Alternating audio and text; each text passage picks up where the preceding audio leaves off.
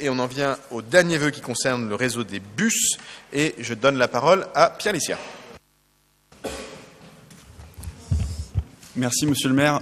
J'ai, à entendre les échanges qui viennent d'avoir lieu, cru comprendre une chose, c'est que monsieur le maire et les élus de la majorité sont en mal de proposition des élus de l'opposition. Alors, nous sommes très honorés. C'est d'ailleurs très flatteur de nous consacrer cette mission-là, qui est d'être force de proposition et même source d'inspiration pour la majorité municipale du 18e. Eh bien, justement, vous allez voir à quel point nous sommes complémentaires. Le vœu que je vous présente ce soir, c'est justement un vœu qui est une proposition très concrète, clé en main, qui nécessite peu d'investissement, voire pas du tout, et qui surtout est applicable immédiatement et qui ne nécessitera pas plusieurs années avant d'être mise en œuvre. Et puis au-delà de ça, qui permettra d'améliorer significativement la vie des habitants du 18e arrondissement. Et je suis même prêt à ce que vous puissiez mettre ça à votre crédit, puisque lorsque nous sommes élus d'opposition, nous sommes force de proposition, et si les propositions sont retenues, eh bien, elles sont mises au crédit de la mairie qui les met en œuvre. Donc ce vœu, et j'en viens justement à l'exposé des motifs, concerne justement la desserte du quartier de la Chapelle en bus. Pour beaucoup d'habitants de l'Est du 18e arrondissement, se rendre en bus dans les gares du Nord et gares de l'Est relève bien souvent de la galère, puisque les lignes qui desservent le quartier de la Chapelle en direction de ces deux gares-là sont bien souvent saturées et les bus très souvent bondés. Et cela malgré les efforts qui ont été faits ces dernières années pour augmenter les fréquences de passage. Donc cette situation suscite beaucoup d'impatience, beaucoup d'exaspération des usagers et surtout beaucoup d'incompréhension, puisque ces usagers qui s'entassent dans les lignes de bus 65 et 35 voient bien souvent passer sous leurs yeux les bus 350 en provenance de l'aéroport de Roissy-Charles de Gaulle en direction des gares du Nord et gares de l'Est. Ces bus qui sont généralement quasiment vides et qui traversent le quartier de la Chapelle sans y marquer d'arrêt.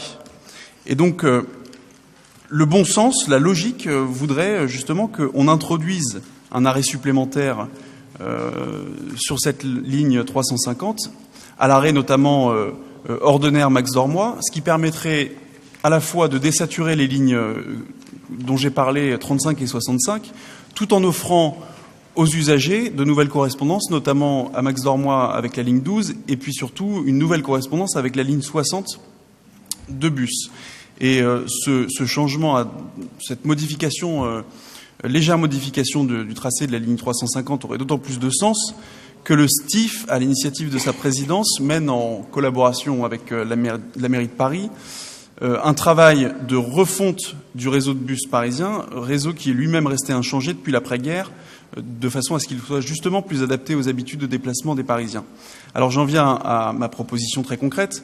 Nous vous demandons, monsieur le maire, de solliciter le STIF pour qu'il étudie la possibilité d'introduire sur les lignes 350 un arrêt supplémentaire à la station Ordener-Max-Dormois et ainsi améliorer les conditions de transport en commun des habitants de l'Est du 18e. Je vous remercie. Merci pour ce vœu auquel je vais apporter des éléments de réponse en l'absence de Félix Bépeau. D'ailleurs, d'abord, vous l'avez dit, nous sommes en train de travailler avec le STIF et la ville de Paris à la refonte du réseau de bus parisien pour mieux desservir les quartiers un peu plus périphériques de Paris. Ce travail, il a fait l'objet d'avancées, de discussions, notamment de réunions publiques. Et j'ai eu l'occasion, en écrivant une fois puis une seconde fois, d'abord à la présidente du STIF, puis à son directeur général à l'issue du débat public, de rappeler un certain nombre de demandes et de propositions qui sont les nôtres. Concernant la ligne de bus 350, et en l'état des informations qui sont les miennes et qui m'a d'ailleurs conduit à écrire le 28 mars dernier au directeur général du STIF, le souhait du STIF, pour le moment, n'est pas de rajouter un arrêt au 350, mais de réduire le passage du 350 dans le 18e et notamment de cesser de desservir la porte de la Chapelle. Et donc le premier combat que je mène et que je pense nous devons mener est d'éviter cette coupure de la ligne du 350 qui aujourd'hui a l'utilité que vous décrivez et qui dans les plans futurs tels qu'ils sont au stade où j'en suis, des informations que j'ai en cours de travail au STIF, conduirait à moins bien desservir notamment la porte de la Chapelle.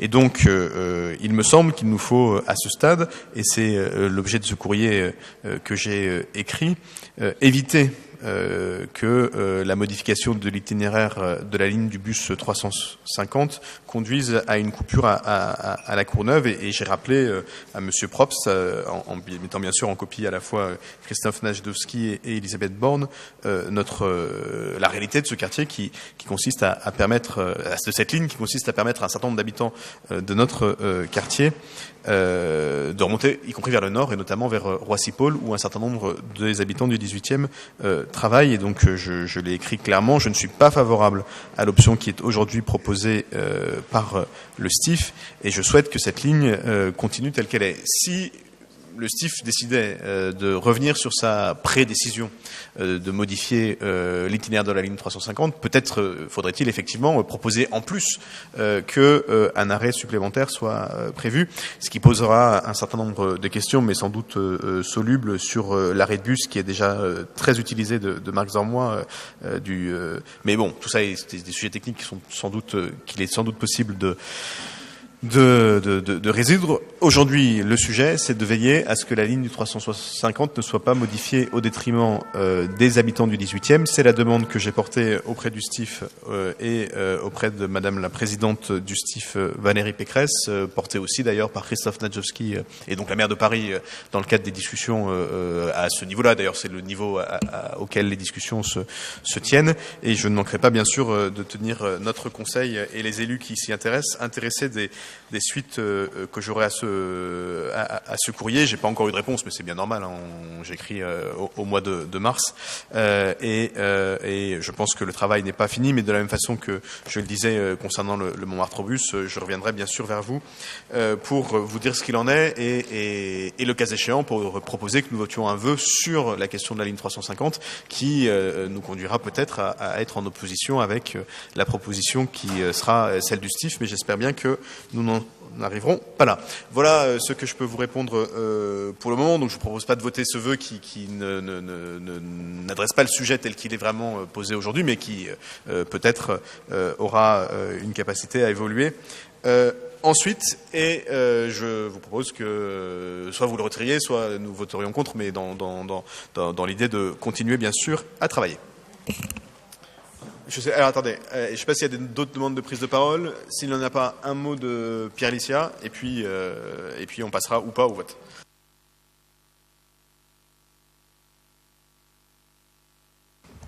Voilà. Oui, en fait, je vais maintenir ce vœu pour une raison tout simple, c'est que pour moi, l'un n'empêche pas l'autre. En fait, j'entends bien votre priorité immédiate, et justement, le fait de voter ce vœu-là permettra de démontrer au STIF que, unanimement, nous accordons toute l'importance que nous devons accorder à la ligne 350. Et donc, ça mettra, j'allais dire, une pression supplémentaire à votre argumentaire pour maintenir la desserte du quartier avec la ligne 350. Donc, je vous propose de maintenir le vœu de manière à donner plus de force à votre argumentation face à nos amis du STIF.